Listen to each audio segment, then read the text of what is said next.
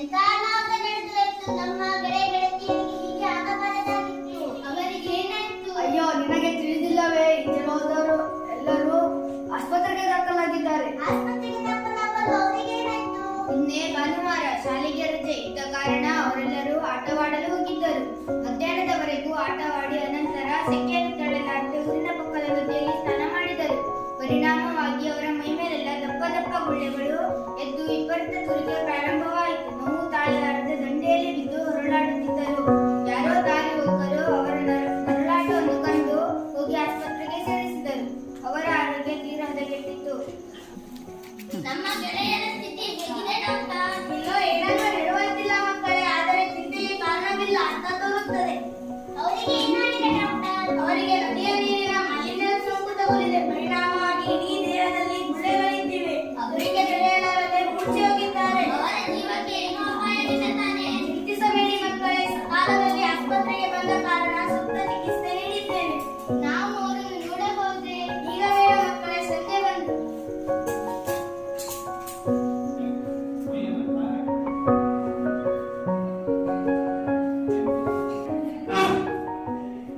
ಈ ನದಿಯ ನೀರು ಎಷ್ಟು ಕೊಳಕಾಗಿದೆ. ಅಪ್ಪ, ಈ ಕೆಟ್ಟ ನೀರಿಗೆ ಒಲೆ ಕೇಳಿದರು. ಸೆಕೆ ತೆಗೆಯಲಾಗಲಿಲ್ಲವೋ ಏನೋ?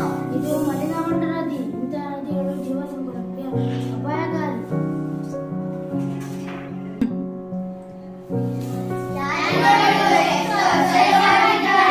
ನಾನು ಜಲದೇವತೆ ಮಕ್ಕಳೇ.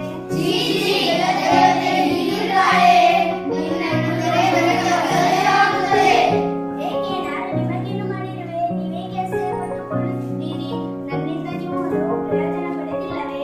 ಇಲ್ಲ ಸರಿ, ಆದರೆ ನೀನು ಕಲುಷಿತಗೊಂಡಿರುವೆ. ನಿನ್ನ ನೀರನ್ನು ಕುಡಿಯಬಾರದಂತೆ, ನಿನ್ನಲ್ಲಿ ಸ್ನಾನ ಮಾಡಬಾರದಂತೆ ವೈದ್ಯರೇ ನಮಗೆ ವಿಚಾರ ತಿಳಿಸಿದ್ದಾರೆ. ಮಕ್ಕಳಲ್ಲದೆ ನಮ್ಮ ಗೆಳೆಯರು ನಿನ್ನಲ್ಲೇ ಸ್ನಾನ ಮಾಡಿ ಅಸ್ವಸ್ಥರಾಗಿ ಆಸ್ಪತ್ರೆಗೆ ಸೇರಿದ್ದಾರೆ. ಮಕ್ಕಳೇ, ಇದಕ್ಕೆಲ್ಲ ಕಾರಣ ನಾನಲ್ಲ, ನೀವೇ. ನೀವು ಅಂದ್ರೆ ನಿಮ್ಮವರು. ನಮ್ಮವರೇನು ನಿನ್ನ ಶುದ್ಧಗೊಳಿಸಲು ತಾಕೀತು ಮಾಡಿದ್ದಾರೆ.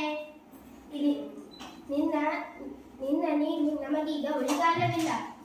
ಇಲ್ಲ ಮಕ್ಕಳೇ, ನೀವು ನನ್ನ ಬಗ್ಗೆ ತಪ್ಪು ತಿಳಿದಿದ್ದೀರಿ. ನನ್ನ ಮಾತುಗಳನ್ನು ಕೇಳಿ.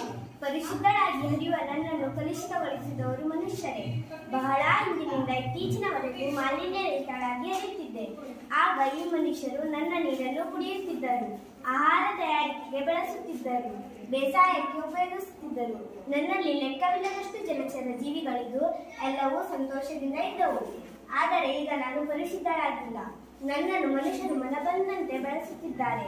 ಅನೇಕ ಕಾರ್ಖಾನೆಗಳನ್ನು ನನ್ನ ದಂಡೆಯಲ್ಲಿ ಸ್ಥಾಪಿಸಿ ಅದರಿಂದ ಹೊರಬರುವ ರಾಸಾಯನಿಕ ಪದಾರ್ಥಗಳನ್ನು ಮತ್ತು ಕಸದ ರಾಶಿಗಳನ್ನು ನನ್ನೊಳಗೆ ಎಸೆಯುತ್ತಿದ್ದಾರೆ. ಊರಿನ ಸಮಗ್ರ ಕೊಳಚೆ ನೀರನ್ನು ನನ್ನೊಳಗೆ ಹರಿಯಬಿಟ್ಟಿದ್ದಾರೆ. ಇಷ್ಟೆಲ್ಲ ಶೋಷಣೆಗೆ ಬಲಿಯಾದ ನಾನು ಹೇಗೆ ಪರಿಶುದ್ಧರಾಗಿ ಹರಿಯಲು ಸಾಧ್ಯ? ನೀವೇ ಯೋಚಿಸಿ ಮಕ್ಕಳೇ. ನಾನು ಹೇಳುವುದಿಷ್ಟೇ, ಮನುಷ್ಯರು ಮಾಲಿನ್ಯ ಮಾಡುವುದನ್ನು ಮುಂದುವರಿಸಿದ್ದಾದರೆ ನಾನು ಶಕಲ ಎಂಬ ಪಟ್ಟ ಧರಿಸುವ ಕಾಲ ದೂರವಿಲ್ಲ. ನಾನು ಯಾರ ಬಳಿ ನನ್ನ ನೋವನ್ನು ಹೇಳಿಕೊಳ್ಳಲಿ? ಇದೇ ಮಕ್ಕಳೇ, ನನ್ನ ಮೇಲಾಗುತ್ತಿರುವ ದೌರ್ಜನ್ಯ ಸಂಪೂರ್ಣವಾಗಿ ನಿಲ್ಲಬೇಕು.